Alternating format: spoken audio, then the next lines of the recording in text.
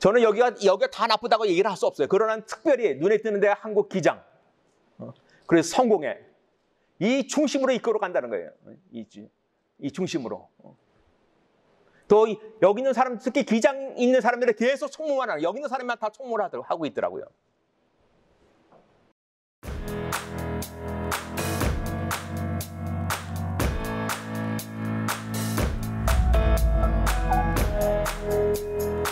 예, 저 이제 툴스 아카데미, 제3회 툴스 아카데미 6번째 강연 이제 시작하도록 하겠습니다.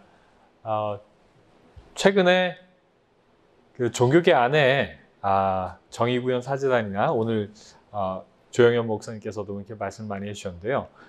그리고 또 그 해방신학, 민중신학에 이렇게 좀 빠져 있는 그런 종교인들, 목사님들이 그 정치 활동을 하시면서 그런 모습들을 보면서 저렇게 활동하시는 게 맞나, 뭐 이런 사실 의문을 가지셨던 분들이 많이 계실 겁니다. 그런데 그런 분들의 활동을 종합적으로 정리해서 최근에 강연을 해주시는 목사님이 계십니다. 여러분 이상원 목사님 아시나요? 예, 잘 모르시는 분들도 계실 텐데요. 그 종교계의 사상 전쟁이라는 제목으로 강연을 최근에 이렇게 정리를 하시고 이렇게 말씀을 전해 주시는데 체계적으로 정말 정리를 잘 해주셨습니다. 그래서 저희가 그 오늘 첫 번째 시간, 두 번째 시간에는 그 퀴어 신학, 그리고 또 민중신학, 해방신학에 대해서 살펴봤는데요. 실제로 그런 신학에 영향을 받으신 분들이 대한민국 사회 안에서 어떻게 활동을 하고 계신지에 관해서 이제 이상원 목사님께서 정리를 해주실 예정입니다. 이상원 목사님 큰 박수로 연단해 모시겠습니다. 네. 안녕하세요. 반갑습니다. 여러분 앞에서 이런 또 귀한 시간을 갖게 해주심을 감사드립니다. 오늘 심각한 우리 종교, 특히 기독교 안에 이런 문제에 대해서 우리가 현실을 얼굴바로 직시하지 않으면 안 되는 그런 상황 가운데 있습니다. 그래서 오늘 한번 여러분과 한번 정리하는 시간을 갖고 우리가 정말 국가를 위해서 기도해야 되고 우리 교회를 위해서 기도하고 해야 되지 않겠는가.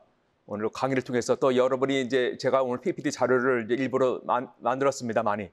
여러분들의 필요하신 분은 다 활용을 하세요. 여러분 교회에서나 또 학교에서나 필요한 자료들을 다 팩트 위주로 이렇게 자료를 수집해 갖고 정리를 한 거니까 한번 참고 그렇게 해서 이제 여러분이 활용해 주셨으면 감사하겠습니다.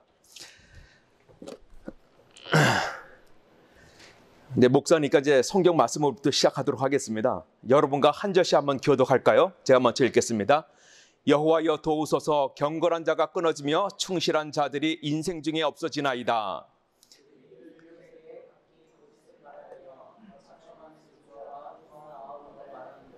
여호와께서 모든 아첨하는 입술과 자랑하는 혀를 끊으시리니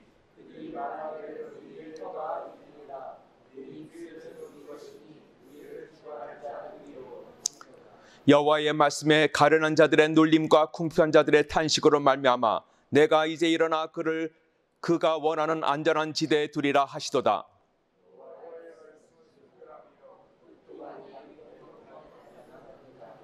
여호와여 그들을 지키사 이 세대로부터 영원까지 보존하시리이다. 비열함이 인생 중에 높음을 받는 때에 악인들이 곳곳에서 날뛰는도다. 아멘. 저는 이 말씀을 보면서 지금 대한민국의 상황이 아닌가. 여기서 2절, 3절, 4절 보면 어떤 얘기가 나옵니까? 사람들이 서로 각기 이웃에 대해서 거짓을 말한다고 얘기를 하고 있어요. 아첨하는 입술과 또 두 마음으로 말하는 거예요. 겉에 속마음하고 바깥에 말하는 말이 다 틀려요. 그러나 여호와께서는 이 아첨하는 입술과 자랑하는 혀를 끊으시리니 그렇게 말씀하시면서 이 사람들은 뭐라 주장을 하냐면 우리의 혀가 이기리라. 우리의 입술은 우리의 것이니 우리를 주관할 자가 누구리요. 지금의 대한민국의 언론 권력과 똑같지 않습니까? 언론 권력. 국민의 눈을 가리고 귀를 막고 또 입을 봉쇄하는 그 언론 권력과 지금 대한민국에서 일어나는 일과 똑같은 일이 일어나고 있어요. 그래서 대한민국에서 성공하려면 지금 어떻습니까? 8절에 비열함이 인생 중에 높음을 받는 때에 악인들이 곳곳에서 날뛰는도다. 거짓 사계의 날조, 음해, 그것이 대한민국을 지배하는 가운데 있습니다. 대한민국을. 하나님께서 우리가 이 말씀을 보면서 정말 이 나라를 우리나라를 위해서 기도하지 않을 수가 없구나. 우리가 그것을 한번 깨달았으면 좋겠습니다. 그렇게 되면서 어떤 일이 생깁니까? 1절에 같이 한번 읽어볼까요? 시작. 여호와여 도우소서, 경건한 자가 끊어지며 충실한 자들이 인생 중에 없어지나이다. 정직하고 공의롭고 진실된 사람이 사라지고 그들이 매장되는 사회가 오고 있다는 것에 대해서 정말 가슴 애통하지 않을 수 없습니다. 예. 지난해 이런 사건들이 일어났습니다. 한 선교단체에서 이거는 PPT가 좀 잘못됐네요. 예. 예. 작년 9월 24일 날 법무부 국장이라고 하는 사람 황희석 씨가 법무국장으로 새로 왔습니다. 보면서 그가 기독교 인사한테 이런 얘기를 했어요. 기독교 단체에서 NAP 국가기본정책, 인권기본정책에 대해서 반대하는 것에 대해서 그가 얘기한 얘기가 이겁니다. 기독교는 혐오 집단이다. 기독교와 타협할 수 없다. 그 안에는 정말 차별금지법뿐만 아니라 혐오 표현 발언 금지법이라든 등등 사람의 언론의 자유, 양심의 자유를 막는 그런 많은 법들이 많이 있었어요. 그리고 동성애 합법화하는 내용뿐만 아니라 사회주의 요소들이 많은 그런 NAP 정책을 반대해왔는데 그 기독교 인사 목사님이죠. 그분한테 그 면전에서 이런 얘기를 한 겁니다. 기독교는 혐오 집단이다. 기독교와 타협할 수 없다. 그래서 목사님들과 또 이런 기독교 시민단체 대표들이 삭발을 하고 이것을 막기 위해서 몸부림치는 그런 내용입니다. 그러고 나서 한 선교단체에 대해서 기독교 선교단체에서 그 선교단체는 에스더라는 선교단체입니다. 거기는 가짜 뉴스 공장이다 하고 한겨레 신문이 1면, 4면, 5면 대서특필을 했습니다. 그거를 연속 4일 동안 계속 이게 가짜 뉴스 유포자로서 또 에스더 기도운동뿐만 아니라 24명, 25명의 의사, 변호사, 또 교수님들 그런 사람들은 가짜 뉴스 유포자로 이 매도하는 일들을 했습니다. 또 에스더는 대선 자금을 받았더니 또 받았다는 그런 얘기 등등 이런 가짜 뉴스를 대량으로 살포했습니다. 그래서 여기 있는 분들이 여기에 가짜 뉴스 유포자로 규명되는 한겨레가 규정한 이 사람들이 나와서 이제 가짜 뉴스의 진짜 운상은 한겨레 신문이다 하고 기자회견하는 내용입니다. 27일, 28일 또 10월 1일 주말 넘어서 10월 1일, 10월 2일 날까지 또 이 에스더는 우파 청년 자금, 국정원으로부터 자금 받아서 구구 세력을 키우고 있다. 이런 가짜 뉴스를 4일 동안 계속 여태까지 한 종교단체에서 한 종교단체뿐만 아니라 일반 단체에 대해서 이렇게 한 언론이 직접적으로 보도한 적은 없었죠. 지금까지 그들의 대한민국 헌법을 대통령 헌법이라는 걸 끝까지 막고 했던 것이 전부 다 기독교 단체였거든요. 사회주의 국가로 가고자 하는 우리나라의 헌법이 130개 조항이 있습니다. 130개 조항 중에서 대통령 헌법이 90개 조항을 바꾸는 거예요. 일본 같은 경우는 한 개 조항을 바꾸기 위해서 10년, 20년 동안 고민하는데 90개 조항을 다 뜯어 고친다는 것은 뭘 얘기하는 겁니까? 우리 대한민국의 헌법적인 가치를 다 바꾸겠다는 그런 얘기가 똑같죠. 그래서 기독교를 이제는 마지막으로 적폐 세력으로 몰기 위해서 이런 일을 하고 있었습니다. 10월 2일 날 네 번째 날에 이거를 오전에 한겨레에서 보도하자마자 그날 오후에 국무총리가 나와서 가짜 뉴스와 전쟁 선포했습니다. 검찰과 경찰은 유관기관을 총동원해서 강력하게 가짜 뉴스를 수사하고 처벌하라. 그리고 그 다음 날은 법무부 장관이 나타나서 개인이 가짜 뉴스를 생산하기도 하지만 일부 종교단체가 조직적이고 집단적인 방법으로 가짜 뉴스를 만든다고 언론에 보도했습니다. 그러면서 그 다음 날 10월 4일 날은 민중당이 에스더라는 선교단체를 고발하게 됩니다. 국정원법 위반, 선거관리법 위반으로 고발하게 됩니다. 이거 보면 여러분들 뭔가 좀 이상하다는 느낌이 들지 않습니까? 착착착착. 민중당은 어떤 당입니까? 통합진보당 후신들이 만든 당이잖아요. 그뿐만 아니라 언론 방송마다 모든 언론이 총궐기에서 이 가짜 뉴스를 다 살포합니다. 교통방송 TBS 교통방송은 서울시에서 운영하는 방송이니까 박원순 시장이 운영하는 방송이나 마찬가지죠. 한겨레 기자가 와서 이 1시간 내내 이런 가짜 뉴스에 대해서 며칠 동안 또 퍼뜨립니다. 그거는 이해를 갑니다. 그런데 CBS에서 기독교 방송에서 똑같이 변상욱 기자가 와서 또 이런 기독교 가짜 뉴스에 대해서 이 얘기를 또 확산시킵니다. 그뿐만 아니라 또 심지어 이 가짜 뉴스를 만든 핵심 팀장이었던 김한이라는 기자를 불러서 정관용 씨와 함께 이 가짜 뉴스를 확대 재생산합니다. 말을 솔솔솔 장단 맞춰가면서 풀어주는 일까지 생깁니다. 그뿐만 아니라 같은 기독교 매체에서 이런 식으로 보도를 합니다.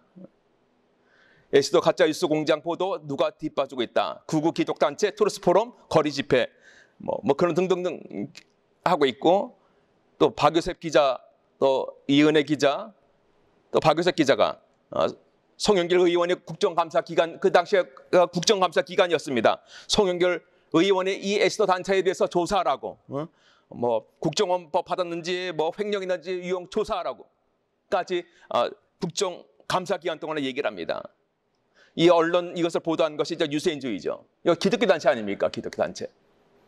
왜 기독교 단체에서 이렇게 한 선교 단체를 아무 힘이 없는, 권력이 없는 이런 것에 대해서 이게 무자비하게 우리나라의 언론과 총궐기에서 이런 일이 벌어지고 있는지. 그뿐만 아니라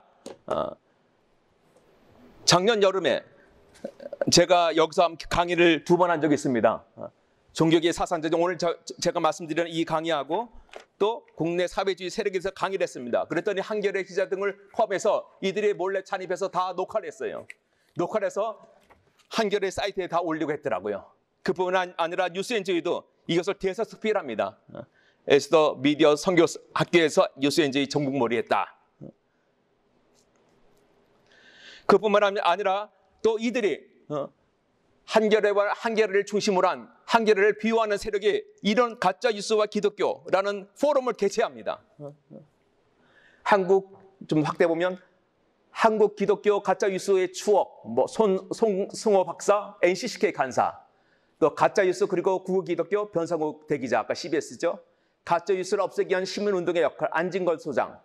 이 사람은 광우병 국민연합의 그때 조직 팀장이었고 참여연대의 사무처장했던 사람입니다. 이 사람들이 발제를 하고 주최하는 기관의 기독교 윤리 실천 운동, 기윤실, 성수항구, NCCK 이런 단체가 주최해서 이런 포럼을 열었습니다. 그러나 하나님께서 이 모든 가짜 뉴스에 석 달 동안 지속된 가짜 뉴스가 검찰에서 수사가 됐습니다. 서울중앙지검 공안 2부에서 최근에 보안사령관인가요? 얼마 전에 자살했죠. 검사받다가 공안 2부에서 아주 지독한 수사 가운데서 자살까지 했던 그 공안 2부에서 에스더를 수사하도록 돼 있었어요. 그랬더니 에스더에서 이 수사한 결과 작년 12월 20일 날 이 모든 내용에 대해서는 일부 언론에 정확하지 않은 일부 언론 보도에 의해서 보도를 증거로 삼은 내용이기 때문에 이거는 수사할 필요가 없다. 그래서 각하 처리를 했습니다. 우리는 기도하기를 무혐의 처리라도 해달라고 기도를 했더니 하나님께서는 더 큰 거로 이 선교단체를 보호해 주셨어요. 그래서 우리 수사받지 않고 이거는 수사할 가치가 없다. 각하 처리가 되었습니다. 그랬더니 한국 교회 언론에서 이런 발표를 했습니다. 민중당의 에스더 고발 사건 검찰의 각하는 올바른 결정이다. 제가 중요한 굵은 글자로 읽겠습니다.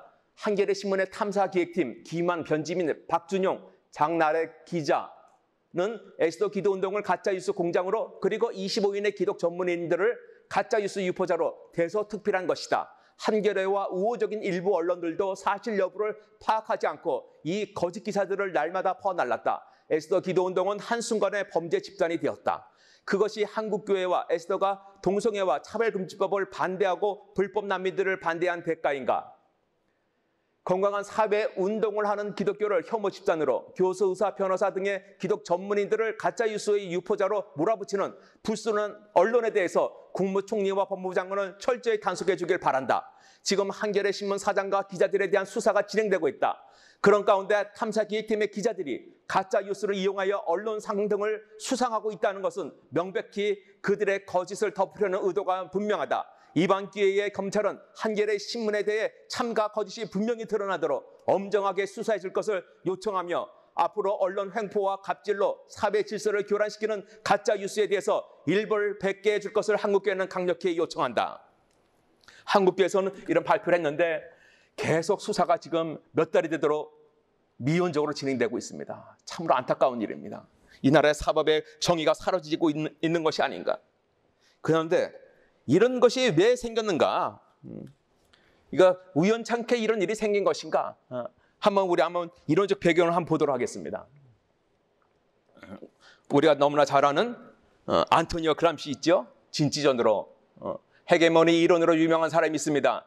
그 이론 가운데 중요한 포인트를 제가 몇 가지 적어갖고 왔는데 제가 한번 읽어보겠습니다. 선진 자본주의 국가에서는 기동전은 적합하지 않고 점진적이고 전면적인 진지전이 적합하고 기동전은 진지전의 일부여야 한다.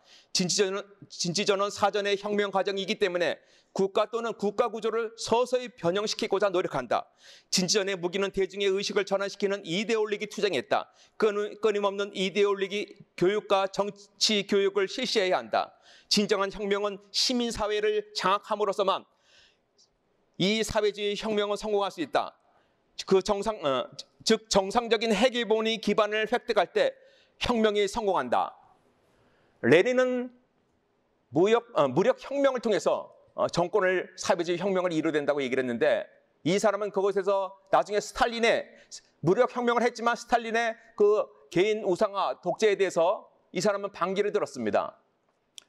한때 소련 공산당에도 같이 있었고 국제 코민테른에 만든 사람 중에 핵심적인 사람입니다. 이탈리아 공산주의자이기도 한데, 근데 이 사람이 얘기한 거는 뭐냐? 문화 혁명을 해야 된다는 걸 얘기를 하고 있어요. 자본주의 사회가 지탱할 수 있는 이유는 국가 권력의 힘이 있어서 하는 것이 아니라 건강한 시민사회 조직이 있기 때문에 그 국가를 서포팅한다. 국가가 위기 있을 때도 시민사회 조직이 서포팅함으로 인해서 그 자본주의 사회가 지탱이 됐다는 그거를 간파하고, 그러면 이 시민사회를 어떻게 붕괴시킬 건가? 그들이 갖고 있는 이데올로기를 대항하는 이데올로기를 만들어서 시민사회에 침투해서 그들을 이데올로기 투쟁하면 그것을 시민사회를 장악하면 바로 국가를 전복시킬 수 있다. 그런 생각을 가졌습니다.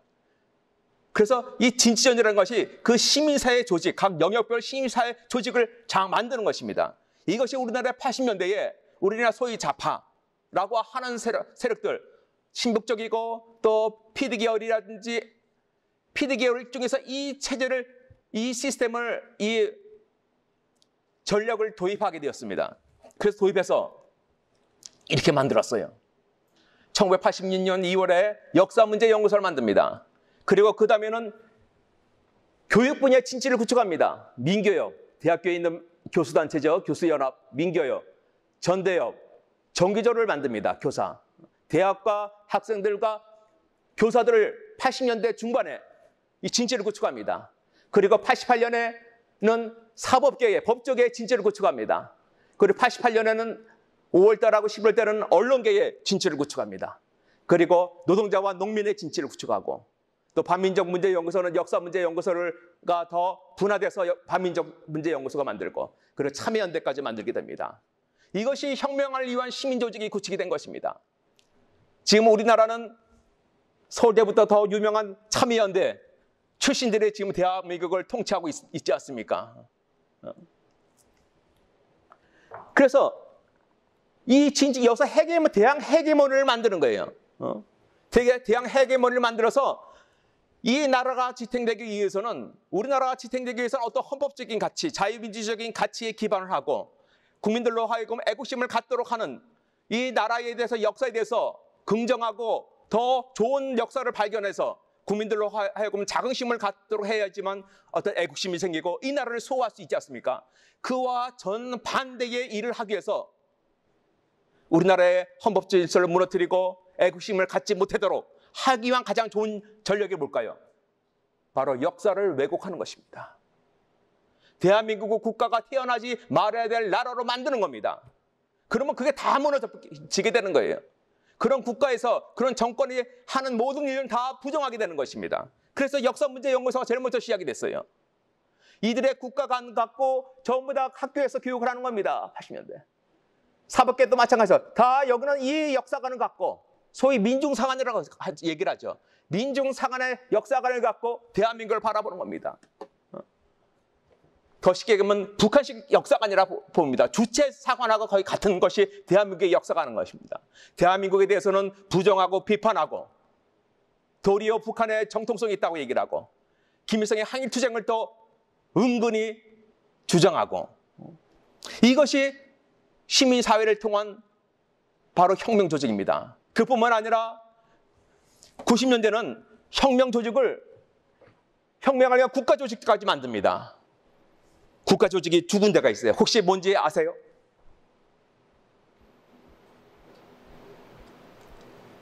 첫 번째는 여성가족부입니다. 2001년도에 여성가족부. 그 당시에 여성가족부 영어 이름이 뭔지 아세요? Ministry of Gender Equality입니다. 지금도 똑같이 그대로 쓰고 있어요. 젠더 평등부. 2001년대 그렇게 시작했습니다. 영어 이름으로. 바로 국가 혁명안을 위한 국가 조직이 여성가족부 통해서 이루어지고 또 하나가 국가인권위원회입니다. 국가인권위원회. 이 두 개 양대 축을 통해서 우리나라의 모든 가치관을 무너뜨리는 일을 하고 있습니다. 이거는 1990년에 관련된 법을 다 제정을 했어요. 그때 법을 만들어갖고 그 법에 따라서 국가인권위법이라든지 여성부에 관련된 법을 특별법을 만들어서 이 기관을 설립을 했습니다. 설립을 하면서 우리나라의 페미니스트라든지 여성운동하는 사람들을 또 급진적 페미니스트 그들이 여성가족부를 다 장악을 했죠.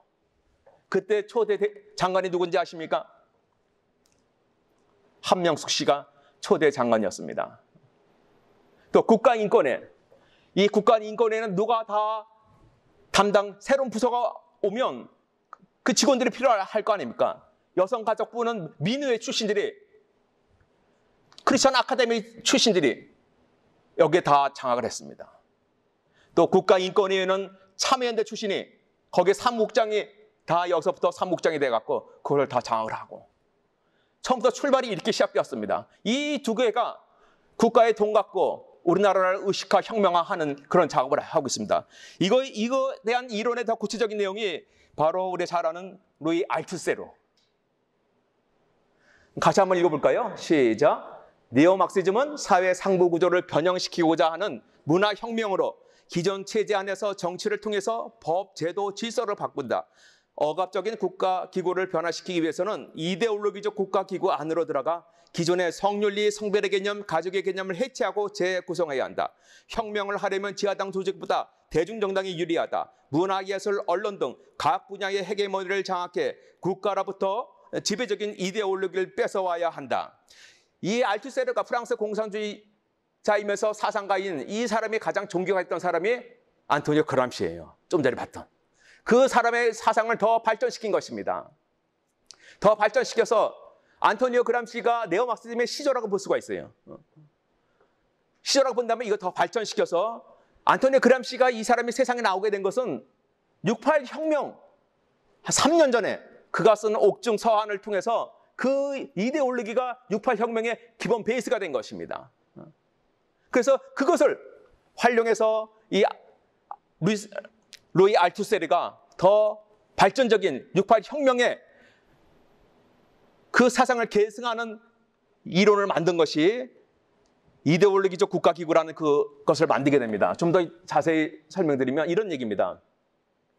국가기구가 크게 두 가지가 있어요. 하나는 억압적인 국가기구, 공권력이라고 볼 수 있죠. 정부, 경찰, 법원, 군대, 감옥 등등 이런 억압적인 국가기구가 있습니다. 그전에는 레닌의 스타일이라면 저기들을 통해서 이거를 무너뜨리는 거죠. 힘으로 투쟁으로 통해서. 이 사람은 이게 아닙니다. 그람시아와 똑같이 이걸 통해서 하는 것이 아니라 이데올로기적 국가기구인 가정, 학교, 교회, 언론, 대학, 노조 이 안에서 치열한 사상투쟁, 또 의식화교육, 정치교육을 통해서 이들의 의식을 장기적으로 이들의 생각을 바꿔가는 것입니다. 여기까지는 똑같아요. 그러면서 이 사람이 더 눈에 띈 게 뭐냐? 좀 전에 얘기 나왔던 건 이데올로기적 국가기구 안에 들어가 뭘 한다고요? 기존의 성윤리, 성별의 개념, 가족의 개념을 해체하고 재구성하는 작업을 하는 것입니다. 우리나라 국가기관이 이걸 하고 있죠. 어느 국가기관이 이걸 하고 있습니까? 여성가족부, 국가인권위원회 이 일을 하고 있는 거예요. 혁명적 국가기관, 이 두 기관이 이 일을 하고 있는 것입니다. 그래서 성윤리를 해체하고 성별의 개념을 해체하고 가족의 개념을 해체하고 지금 어떤 일이 벌어지고 있냐? 간음을 합법화합니다. 성윤리를 해체하기 위해서 간음을 합법화하고 또 성별 개념을 해체하기 위해서 동성애 합법화하고 결혼의 개념을 해체하고 가족의 개념을 해체하기 위해서 동성결혼 합법화를 하는 것입니다. 실제로 이게 이렇게 진행되고 있어요. 간음 합법화하기 위해서 동성동보 혼인금지, 혼인비자 간음처벌법, 간통처벌법 이것을 다 위헌화시켜버렸어요. 다. 지금 위헌화시키려고 하는 것이 성매매특별법을 8번이나 합헌이라고 하는데도 계속 위헌 심사를 하는 가운데 있습니다. 위기 가운데 있는 것이 낙태법 위헌 심리가 지금 이달 아마 다음 달이면 이게 결정될 가능성이 아주 큽니다.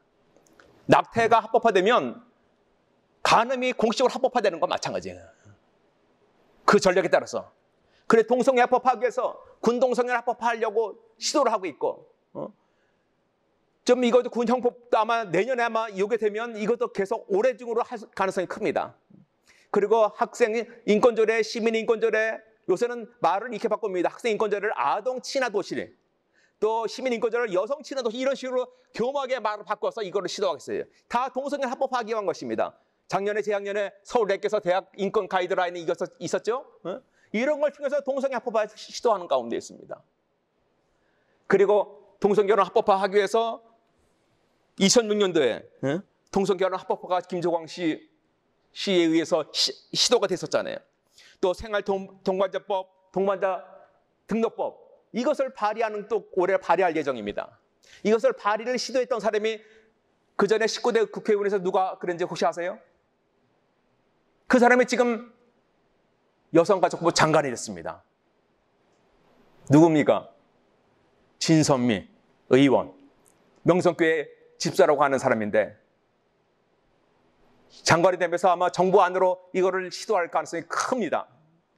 이런 등등을 통해서 또 차별금지법, 혐오표현규제법, 인권기본법 이런 것들을 계속 실효로 함으로써 동성결합 합법화. 다시 말하면 그들이 요구하는 성윤리를 해체하고 또 성별을 해체하고 가족 개념을 해체하고 재구성하는 일이 지금 아주 위기 가운데 있습니다. 윤리와 도덕에 더 무너지게 되고 이제는 기독교가 남아있기 어려운 상황까지 가지 않나 생각이 듭니다. 이거는 우리가 단순히 알고 있는 100년 전에 러시아의 무력 투쟁을 생각한다고. 안토니오 그람시, 또 알티세르는 그들이 주장한 것은 뭐냐? 바로 이 자본주의, 자유민주주의 체제에서 무력 항쟁을 통해서 사회주의로 하는 것이 아니라 문화혁명을 통해서 점진적으로, 지속적으로, 장기적으로 해나간다. 그들의 생각과 의식을 바꿔서. 다시 말하면 기울어진 운동장을 만들면 국민들 다 세뇌시키고 하면 국민들이 스스로 표를 주고 그런 사람들 주장하는 사람 표를 주고 그 사람들에게 합법적으로 진행되는 거거든요. 합법적으로 공산화를 시키는 것입니다.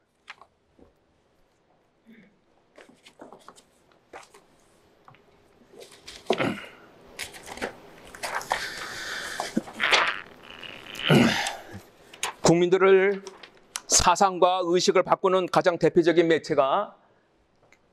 매체라기보다는 도구가 크게 교육, 언론, 우리가 방금 봤잖아요.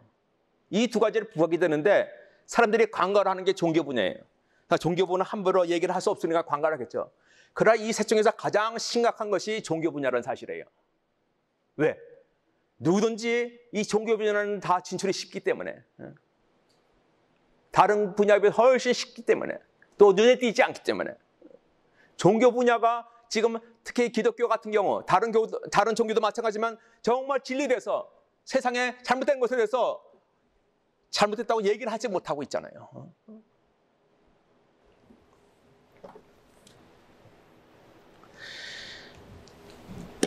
각 주요 종교 종단마다 이것을 막기 위한 단체들이 만들어지고 있습니다. 어떤 성도들 중심으로 사제나 아니면 승려 중심이 아니라 성도들을 중심으로 이런 단체들이 만들어지고 있어요. 2006년에 대한민국 지키기 불교도 청년합. 그래서 이 불교에 침투된 민중불교를 외치고 친북적인 그런 사람들을 몰아내는 운동을 하고 있습니다. 벌써 10몇 년, 13년 가까이 됐죠. 홈페이지도 잘 만들어지고 컨텐츠도 상당히 제일 많습니다. 그리고 대수천이라고 또 천주교의 모임들 2010년에 2년 반 전에 만들어졌습니다. 그런데 개신교는 없어요.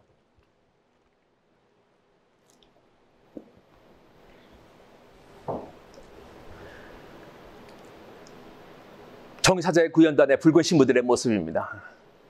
이 붉은 신부들에서 선동된 사람들이 바로 민중불교를 외치는 불교단체인 것입니다.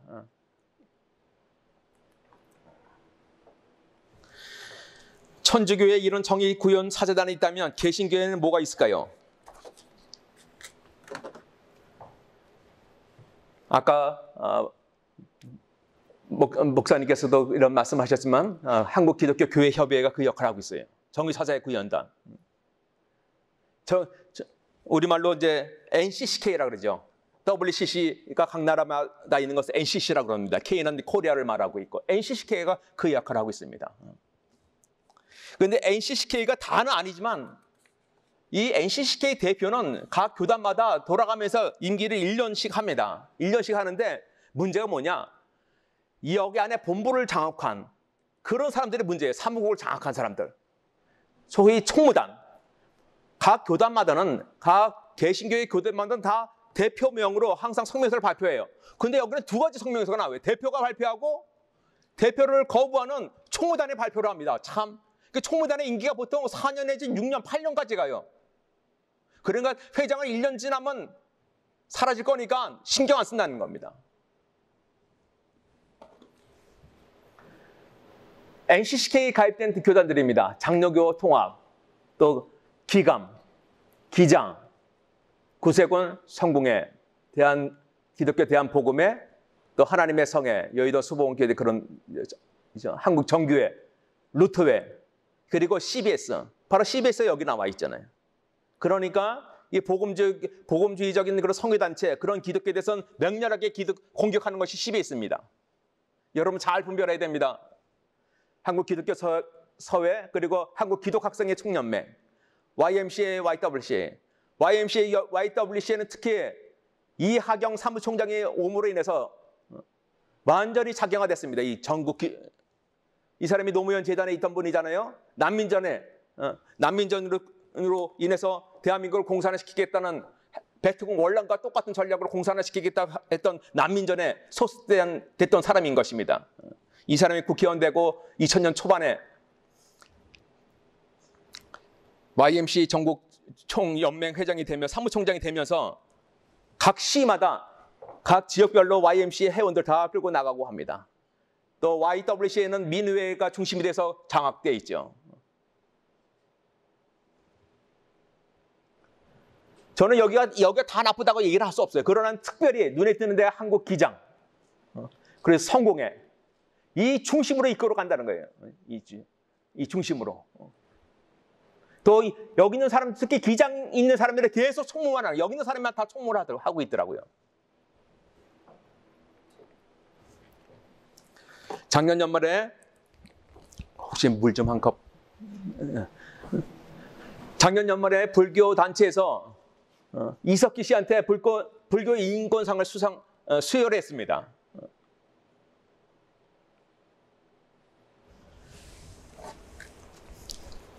또 이 불교 인권 단체에서 수혈한 단체가 불교계의 인권위원회가 있어요. 인권위원회. 그 인권위에서 매년마다 상을 수상합니다. 그 전에 누구한테도 했냐? 이 사람한테도 했어요. 40년 철권 통치 독재자인 카다피를 수혈했습니다. 자신은 사회주의 인민혁명의 수호자라고 얘기를 하죠. 레이건은 중동의 미친 개라고 얘기를 하는 이 사람한테도 인권상을 수혈했습니다. 얼마나 이게 잘못된 건지 우리 알 수가 있잖아요. 네, 고맙습니다.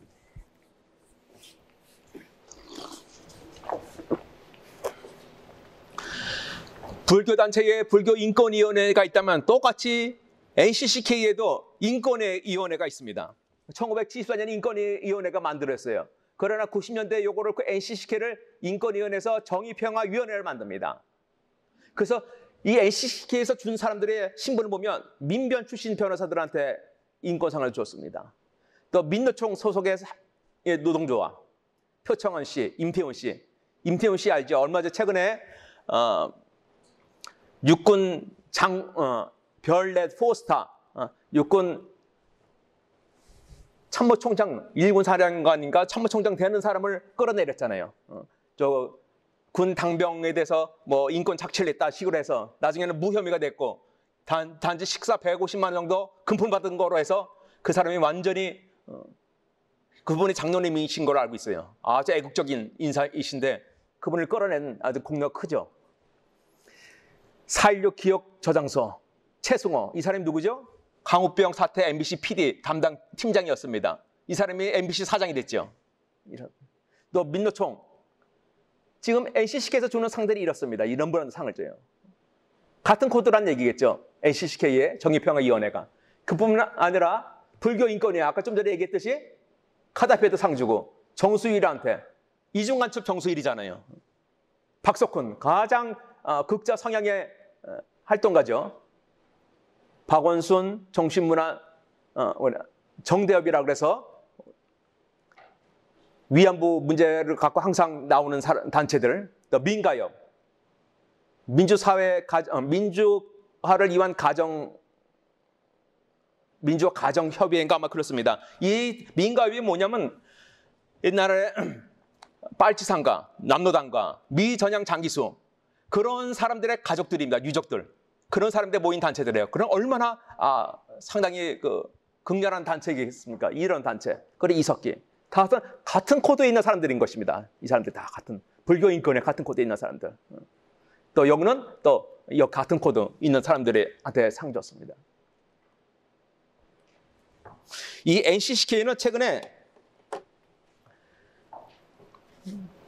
그전에도 그랬지만 6.15와 14선언 실천에 전면에 나서는 게 NCCK입니다. 6.15와 14선언은 핵심적인 것이 바로 우리 연방제 통일을 하겠다는 것이 가장 핵심적이잖아요. 그리고 북한을 대북 지원을 무조건 해야 된다는 내용이고. 제가 한번 읽어보겠습니다. 이들이 조국련과 NCCK가 같이 만든 평화 기도문입니다. 하느님께서는 우리에게 평화와 통일의 세상을 주시고자 6.15와 14선언이라는 소중한 결실을 주셨다. 남과 북의 우리 민족끼리 힘을 합쳐 평화와 통일을 향해 약속한 역사적 결단들이 하나하나씩 성취되어 통일과 평화의 밑거름이 되게 하소서. 어떤 이유로도 모든 나라와 민족에 대한 강대국들이 힘으로 강압하지 않게 하소서. 강대국의 경제 제재로 어려움을 겪는 형제 자매들에게 하나님께서 함께해 주셔서 고난을 극복하게 하시고 강대국들로부터 핵무기의 독점약을 버리고 핵무기 철폐에 앞장서 하나님이 지어주신 모든 세계가 실질적으로 핵무기가 없고 핵위협이 없는 세상이 되게 하여 주소서. 강조하는 키워드가 우리 민족끼리 하자 이거죠. 자주 통일하자는 겁니다. 북한이 항상 주장하는 거. 미군을 몰아내고 자주 통일하자는 거죠. 그리고 북한이 어려워지게 된 것은 뭐 때문에? 강대국이 경제제재에서 자기네가 어려졌다고 책임을 돌리고 있어요. 그리고 강대국의 핵무기 독점약 때문에 우리가 핵무기를 만들 수밖에 없다. 우리 자위권을 위해서. 그런 얘기를 같이 주장하고 있는 것입니다. NCCK 우리 기독교 단체하고 북한의 조선 그리스도 연맹하고. 북한에서는 이 6.15 선언과 14선언에서 어떻게 얘기를 하고 있는가를 보면 6.15 및 14선언은 조국 통일 3대 헌장이 구현된 자주 통일 위협의 승리의 기치이다. 조국 통일 3대 헌장의 사상 이론적 기초는 영생불멸의 주체 사상이다. 다시 말하면 6.15와 14선언은 주체 사상에 기반한 주체 사상의 정신에 따른 북한식의 통일을 이루기 위한 자주 통일을 위한 바로 선언이라고 얘기를 하고 있어요. 더 그 밑에는 고려민주연방공화국 창립방안, 이것이 소위 얘기하는 우리가 고려민주연방제, 더 줄여서 고려연방제라고 얘기를 합니다. 창립방 북한의 이제 통일방안이죠. 6.15 북남 공동선언과 14선언의 기치 밑에 민족의 자주적 평화 통일을 이룩하기 위한 조선 인민의 투쟁을 힘있게 지지 고무할 것을 호소하였다. 또 밑에도 6.15 선언의 연합연방제를 통해 고려연방제로 통일해야 된다.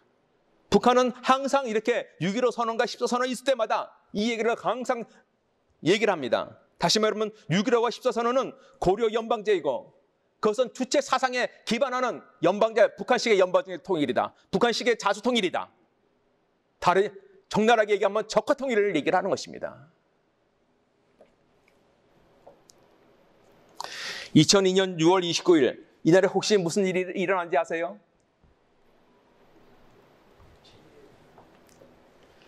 제2의 연평해전이 일어난 날입니다. 한쪽에서는 아주 국민들이 요란하게 월드컵을 위해서 그냥 뜨거운 함성이 있던 날입니다. 이런 일이 있는지도 몰랐죠. 또 대통령은 일본에서 열심히 축구 관전을 하고 있었던 또 시기이기도 합니다. 그런데 NCCK가 이 연평해전이 일어나고 며칠 안 있어서 그들이 북한에 방문합니다.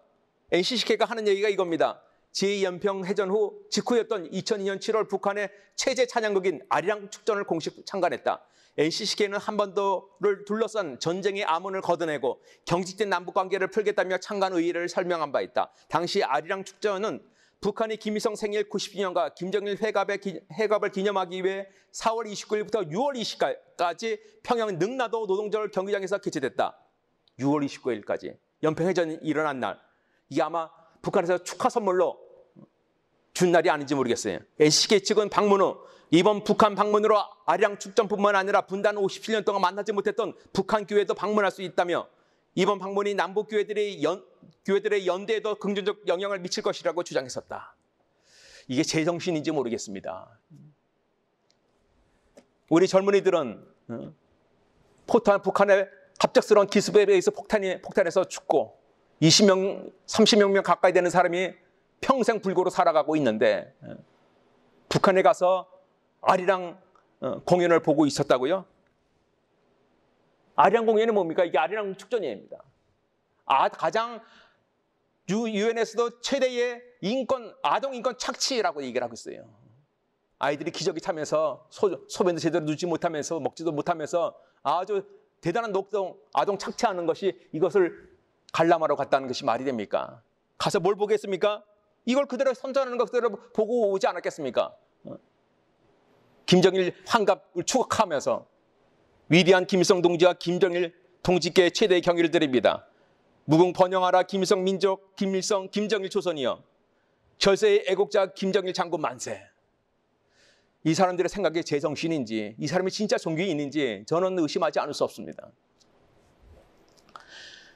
북한에서는 1972년에 조선불교연맹을 만들고 1974년에 조선그리스도연맹을 만들었습니다. 그리고 1988년에 조선카톨릭교 협회를 만들었어요. 그런데 1974년에 조선그리스도연맹을 만들면서 같은 시기에 NCCK의 인권위원회가 같이 만들어집니다. 인권위원회. 아까 인권위원회 하는 활동 맞죠? 그리고 정의사제구연회도 같이 만들어져요. 그래서 조선그리스도의 조고련하고 NCCK 인권위원회하고 정의사제구현단은 삼둥이, 세 명의 쌍둥이처럼 똑같은 생각과 코드로 항상 발언합니다. 북한의 발언이 있으면 그대로 발언합니다. 이게. 나중에는 성공회가 정의실천 사재단, 정의평양 사재단도 만들어집니다. 지금은 성공회는 한 위원회 문제가 아니라 교단 전체가 아주 심각한 상태죠.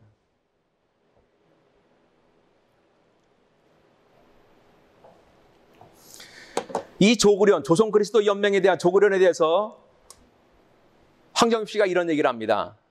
황정엽 전 김일성대 총장은 내년 3월, 2006년에 이제 기사입니다. 내년 3월 평양에서 남북한 기독교 신자들이 함께 대규모 집회를 열기로 합의했다는 북한 조선 그리스도 연맹 조국련 강영섭 위원장은 종교를 믿지 않는 사람이라고 밝혔다. 황 위원장은 내가 김일성 종합대학 총장으로 있을 때 종교학과를 만들었다며 종교학과를 만든 것은 북한의 종교를 허용하자는 뜻이 아니라 외국과 남한에 우리도 종교가 있다는 것으로 위장하고 종교 믿는 사람들을 속이기 위해 즉 대남 사업을 위한 것이었다며 종교학과 다니는 사람들 중에 종교 믿는 사람은 하나도 없었다고 말했다. 황 위원장은 23일 자유북한 방송에 출연해 북한에서 종교를 믿는다고 공개되게 말하면 죽는다면서 북한은 영적인 것뿐만 아니라 언론의 자유, 생각의 자유 등을 모두 빼앗겠다고 말했다. 이 조국련이 조선 그리스도 연맹이 김성대학교 사내에 종교학과를 만들었지만 이 조선 그리스도 연맹이 어느 기관, 상위 기관이 어느 기관인지 혹시 아세요? 통일전선부 산하기관입니다. 통일전선부는 뭐 하는 것입니까? 대남 적화 사업을 하는 거잖아요. 대한민국을 공산화시키기 위해서 남파 간첩을 보내고 또 간첩들을 훈련시키고 또 대한민국을 교란시키고 그런 일들을 하는 게 바로 통일전선부거든요. 그 산하에 있는 것이 바로 조국련인 것입니다.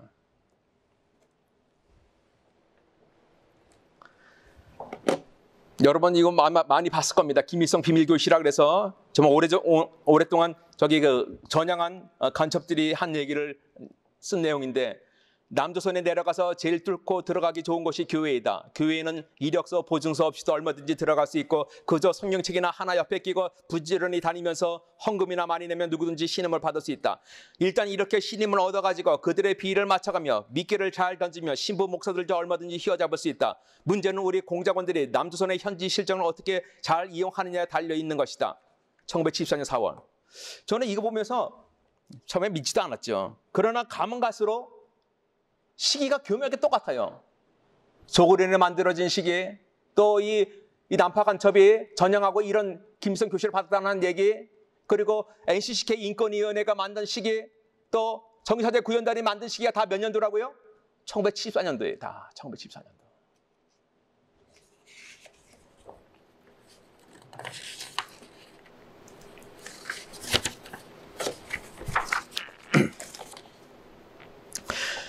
그럼 우리 NCCK에서 봤습니다. 기독교를 상당히 작용화시키는 한 단체가 있다 하면 NCCK 인권위원회, 정의평화, 지금은 NCCK에게 전체적으로 지금 문제가 있는데 또 한 축이 또 있어요. 쌍두마차로 지금 대한민국 한국 기독교 교회를 작용화시키는 단체가 있습니다.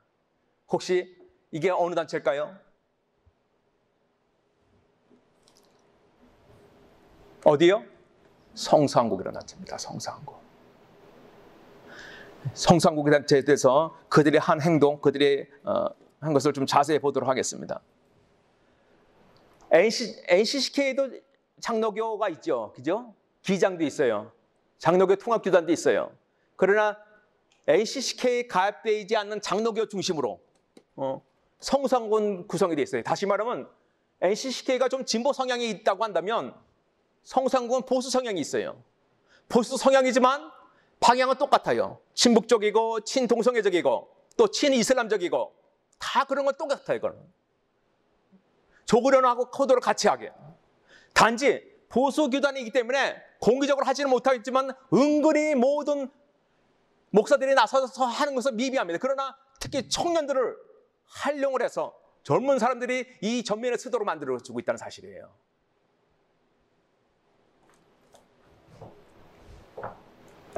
성상국의 홈페이지 있는 명단입니다. 이 성상국의 대표 보면 김명옥 목사, 박종환 목사, 손봉호 교수, 이만열 장로, 이승장 목사, 홍적일 목사, 그리고 교회 이사 강경민, 김영원, 이강우, 정형구, 김영국, 방희성, 이문씨, 아마 여러분 들어보신 분들 많이 있을 겁니다.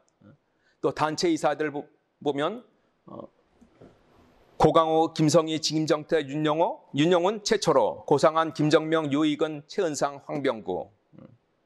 또 개인 이사는 구교형, 박철수, 박정훈, 백정국, 최은상, 황병구, 안성영. 이분들이 하는 행동을 하나 하는데 보도록 하겠습니다. 또 이 성상국의 그룹에 소속되어 있는 기독교 NPO 단체입니다. 아까 진지연을 말하면서 얘기를 했죠. 시민단체로 혁명 도구로 써야 된다는 얘기를 했잖아요. 기독교 이거 똑같아요. 똑같은 이론입니다. 기독교 시민단체를 통해서 이데올로기 투쟁을 하기 위한 겁니다. 아까 역사문제연구소 또 교육 분야, 언론 분야 그런 사법계는 일반 사회를 한다고 한다면 기독교의 시민단체를 구성해서 각 기독교의 각 분야별로 교회 사역개혁 분야, 통일 분야, 청년 분야, 교육, 학술 분야 다시 말하면 기독교 안에서의 진치를 구축하는 것입니다. 진치를 구축하는 겁니다. 우리가 유명한 단체들 몇 가지 볼까요? 기운실, 희년함께. 이번에 최근에 간첩사건 때문에 여기에 좀 난리가 났었습니다. 간첩사건 때문에 말 나온 김에 좀 얘기를 하겠습니다. 희년함께에 있는 한 목사, 김아무개 목사가 있습니다. 그 사람이 예수 살기에도 같이 중요 책임을 맡고 있던 사람인데 이 사람이 탈북 여성을 중국으로 데려가서 북한에 북송시켰습니다. 이 여성이 내가 잘못 탈북했다. 그래서 발해대 주려고 갔다는 거예요. 그렇게 하면서 북한의 공작원을 만났어요. 그래서 국정원에 검거가 돼서 이 사람이 검찰에서 12년의 구형을 받았습니다. 작년에 3년으로 떨어졌고 말았어요. 그 사람의 간첩 혐의는 인정하지 않고 국정원법 위반으로 했습니다. 저는 이게 3년형에 대해서 의심이 많이 가요. 12년 증거가 불충분해서 아마 그렇게 했을지 몰라도 그런 일이 작년에 그래서 이 사람이 3년 돼갖고 올 초에 석방이 됐습니다. 김아무개 목사가 교회개혁 실천연대 그리고 연방제 통일을 주장하는 뉴코리아 평화한국 그리고 한빛누리는 여기에 자금책을 하고 있습니다. 전체 자금책. 자금을 공급하는 역할을 하고 있어요. 그리고 학교 선교단체들 우리 잘하는 단체들 많이 있죠.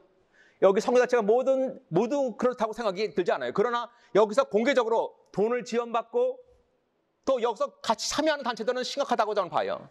최근에 SFC 가장 보수적이라고 하는 교단은 고신 측에 있는 SFC에서 큰일이 한번 난 적이 있었습니다. 청원함. 김동원 목사님이 만든 그런 거죠. 기독교 연구원 느헤미야, 기독청년 아카데미, 각 지역별로 주요 광역도시마다 또 지부가 있습니다. 또 생명평화연대, 아름다운 마을 공동체를 이름을 이렇게 바꿨습니다. 생명평화연대, 좋은 교사운동, 그리고 이런 교회들이 있습니다. 그리고 예수살기, 뉴스엔조이, 복음과 상황, 목회 멘토링 사역원, 평통기연, 최근에는 기연자를 빼고 기독인을 빼고 그냥 평통연대로 이름 바꿨습니다. 지금 제가 얘기한 건 아주 중요하고 정말 반기독교적인 그런 역할을 하는 그런 단체입니다. 그들의 겉의 포장은 아주 복음적이고 정말 기독교적인 그런 거 하지만 그들의 한 활동은 반국가적이고 복음주의 교회를 아주 어떻게든지 의미하려고 하는 그런 일이 많이 있다는 것을 제가 하나하나 팩트를 보여드리도록 하겠습니다. 작년 3월에 장신대 학부 사경회가 있었습니다. 김영식 목사가 와서 장신대에서 학부 특강을 했어요. 이분이 북한에서 아주 김정은에 대해서 칭찬을 많이 하고 해서 한 학생이 물어봤습니다. 만약에 북한이 대한민국을 점령하려 한다면 용서해야 하고 점령당해줘야 하나요? 그랬더니 김영식 목사는 저는 개인적으로 만약에 김정은이 폭력적으로 이렇게 지배하고 한다고 하더라도 저는 비폭력적으로 가는 게 맞다고 생각해요. 그냥 당하는 거죠. 당하는 거죠. 그래서 그렇게 해서 죽으면 안 돼요? 또 그러면서 설교 가운데 이런 얘기를 했습니다. 사도 바울이 할례자와 비할례자에 대해 말할 때 비할례자 한 사람을 구원하려면 나는 비할례자가 되겠다. 할례자를 구하려면 할례자가 되겠다. 이것을 우리 한반도 언어로 바꾸어 말하면 빨갱이 한 사람을 구하려면 한 영혼을 구하려면 빨갱이가 되겠다. 그런 생각을 좀 합니다.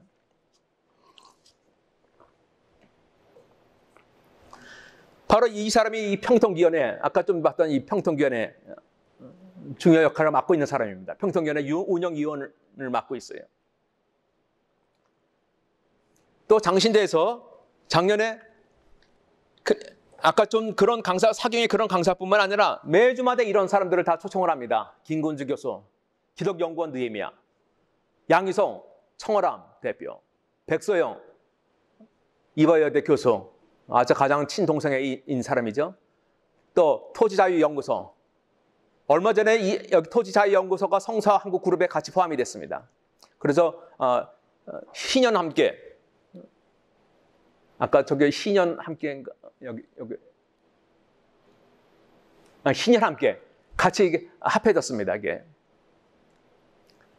그리고 토지자유연구소, 그리고 이만열 교수,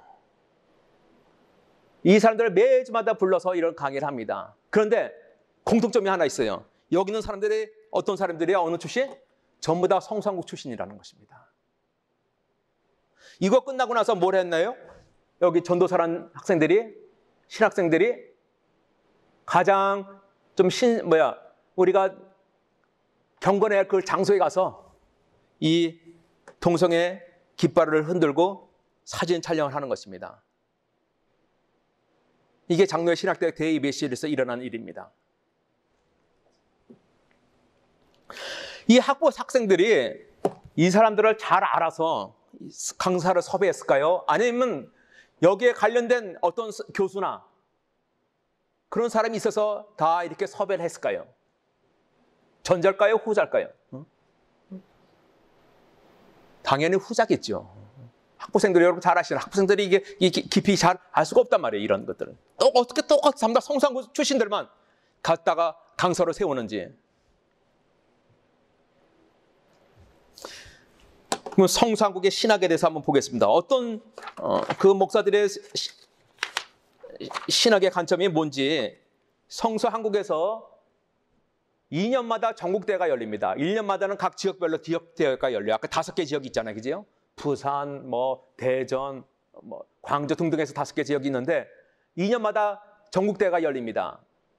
이분도 아까 보수교단인 통합합동교단 출신 목사입니다. 하나의 교회 담임, 기독연구원 느헤미야 원장, 복음과 상황 발행인, 성산국 이사장. 아주 성산국의 중요한 역할을 잘 맡고 있죠. 그리고 서울대학교 경영학과, 총시대 신대원을 졸업한 거로 나와 있습니다. 이 사람 이제 초대사에서 이렇게 글을 써 올렸습니다. 새 시대를 부르는 소명의 현장으로 초대합니다.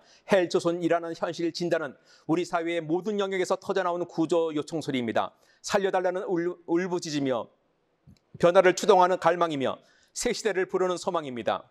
우리는 2017년 성산국 대회에서 500년 전 헬조선보다 더 지옥 같았던 시대를 새롭게 했던 소명이라는 우문을 깊이 파들어 가려고 합니다. 지금 대한민국은 500년 전보다 더 지옥 같은 헬조선이라고 강조하면서 얘기를 하고 있어요.